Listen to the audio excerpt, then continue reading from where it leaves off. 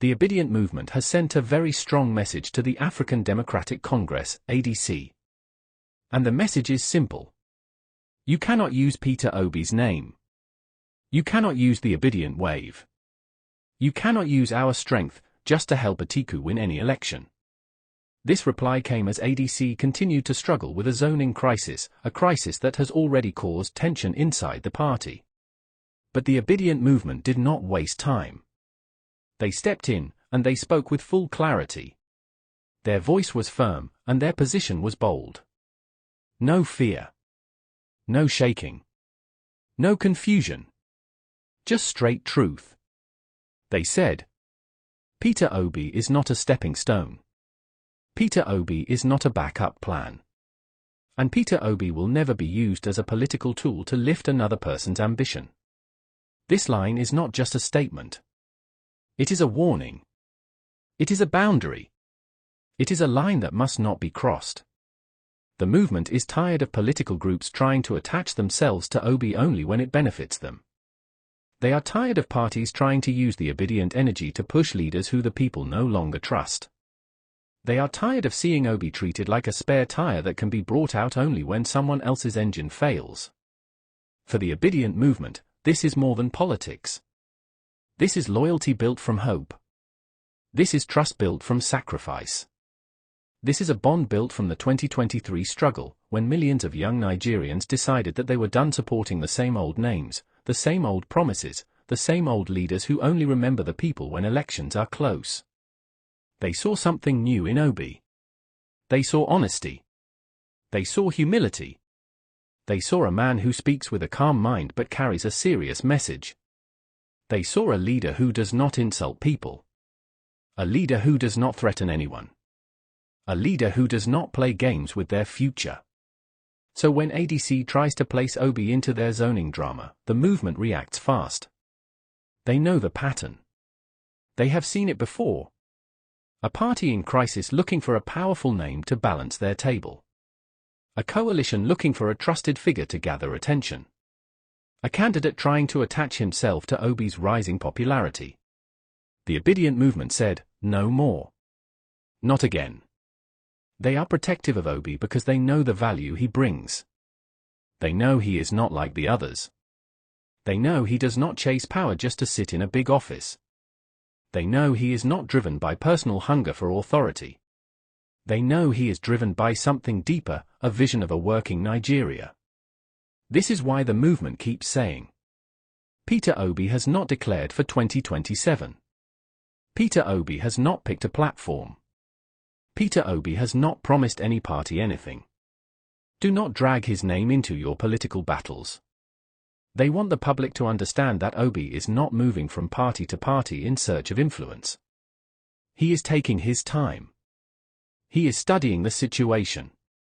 He is listening. He is thinking about Nigeria before thinking about himself. And that is exactly why the movement is pushing back hard against ADC's approach. To them, ADC's statements appear like someone trying to force a door open before knocking. The party is telling Obi to join them quickly and forget about zoning conditions. But the movement sees a deeper strategy behind that message. They believe ADC wants Obi's influence but wants to control the terms. They want his presence, but not his standards. They want his movement, but not his structure. They want his respect, but not his conditions. And the Obidient Movement is saying, you cannot have it both ways. You cannot take Obi without taking what he stands for. You cannot use him to balance your disputes. You cannot put him in your coalition just to make Atiku look stronger. This moment is shaping into a major political tension point. The movement is no longer passive. They are no longer watching from the corner. They are now speaking up before the wrong narrative is allowed to spread. They want ADC to understand that the Obidient base is aware, awake, and ready to defend the integrity of their leader. They want Nigeria to understand that this is not about party politics. This is about protecting a clean name from being dragged into messy battles. To them, this is not just politics. This is duty. This is responsibility. This is standing against manipulation. This is standing against confusion. This is standing for the future they believe in. And with this early clash, the 2027 journey is already taking shape. Now let's go to ADC. ADC is a party under heavy pressure. A party trying to survive. A party trying to stay relevant in a political field that is already turning into a battlefield ahead of 2027. Inside the party, there is zoning confusion. There is disagreement. There is tension between different groups. And in the middle of all this, they are looking for someone who can calm the storm. This is where Peter Obi's name enters their mind. This is where their interest becomes clear. This is where they begin to send signals. And so, ADC came out and told Peter Obi, "Make up your mind on joining us. Zoning should not be your condition." This statement did not come by accident. It came from a party that knows its own weaknesses. A party that knows it needs a strong face to gain respect. A party that understands that without someone with national acceptance, they may not have a serious chance in 2027. They know Obi is that strong face. They know he is not a small name. They know he is not a regular politician.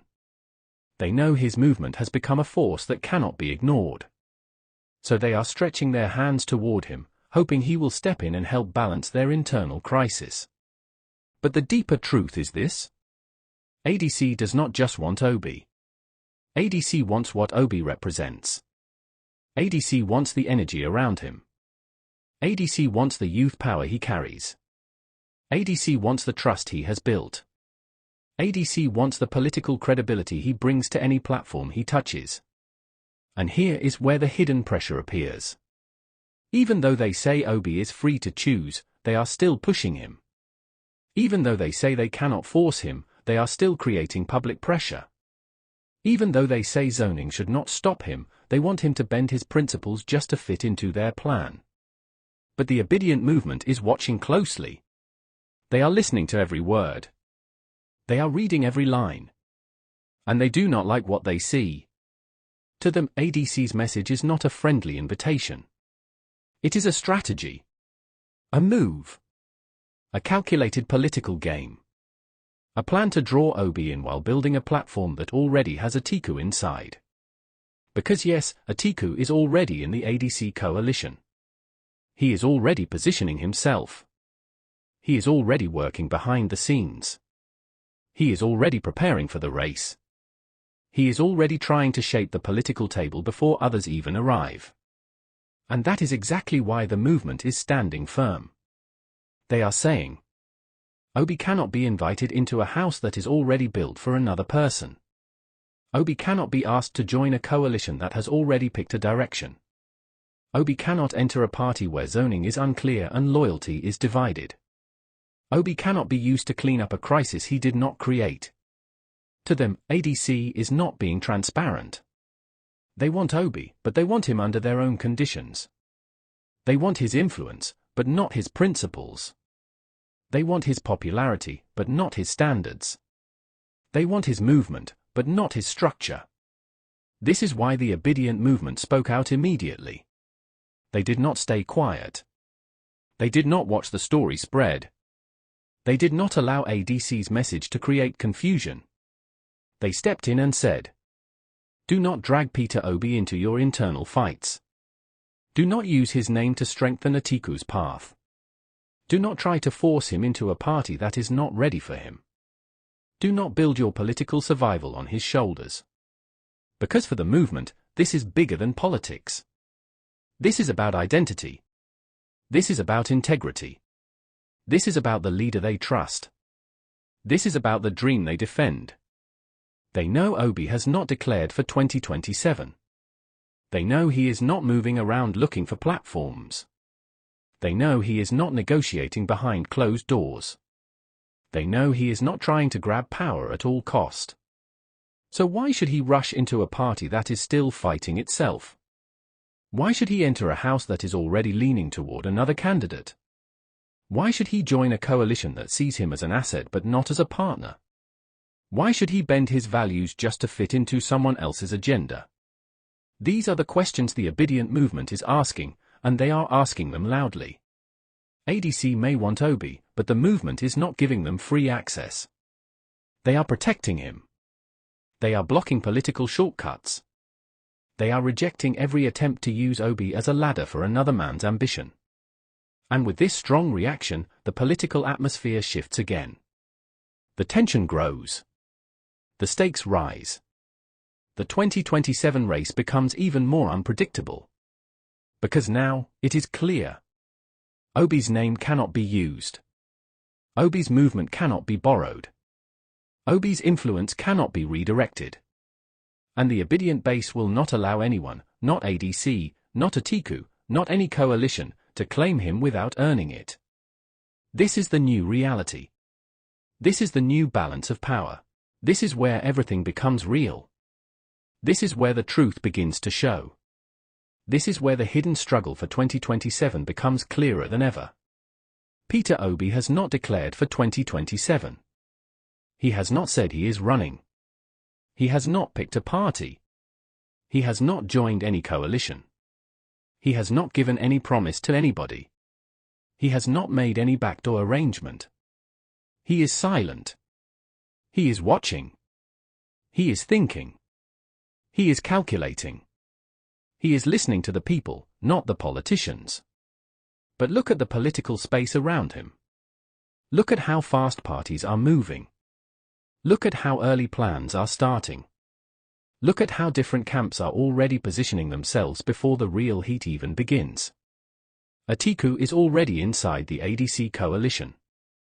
He is preparing. He is arranging. He is meeting people. He is pushing his influence. He is trying to build a fresh platform that carries his ambition forward. And ADC is supporting that direction quietly, even though they are still saying they have not chosen anyone. But their actions speak louder than their press statements. Their zoning crisis shows where their internal fight lies. Their rush to call Obi shows what they truly want. Their message to him shows the pressure they are under. Meanwhile, the Obidient movement is moving differently. They are not running after parties. They are not chasing alliances. They are not searching for shortcuts. They are not looking for deals. They are simply standing in one place and building something deeper, a movement that is stronger than any party structure. They keep saying, "We are not a party. We are not a wing of any politician. We are not tied to any structure. We are a movement driven by hope, truth, and the dream of a working Nigeria." And this is the part that scares many politicians. Because movements cannot be bribed. Movements cannot be controlled. Movements cannot be pushed into a direction they do not believe in. Movements cannot be turned into political tools. The Obidient movement is loyal to Nigeria first. Not to positions. Not to titles. Not to political promises. Not to personal ambition.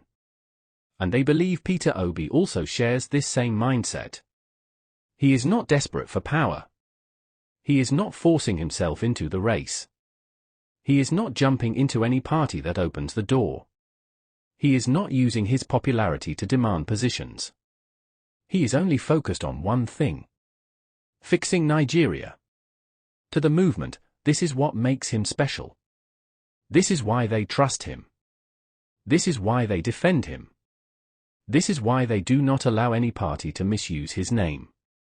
So when ADC tries to fold him into their internal battles, the movement pushes back. When Atiku tries to use ADC to rebuild his ambition, the movement notices. When political actors begin to drag Obi's name into zoning talks, the movement shuts it down fast. They are saying, Obi will not be manipulated. Obi will not be dragged. Obi will not be used. Obi will not be treated like a spare option. Obi will not be turned into political capital for someone else's future. And this is where the tension becomes serious. Because political leaders do not know how to deal with a person who cannot be controlled. They do not know how to handle a movement that speaks for itself. They do not know how to respond when their usual tricks stop working. Obi's silence is powerful. His calmness creates fear in the camps of those who want to use him.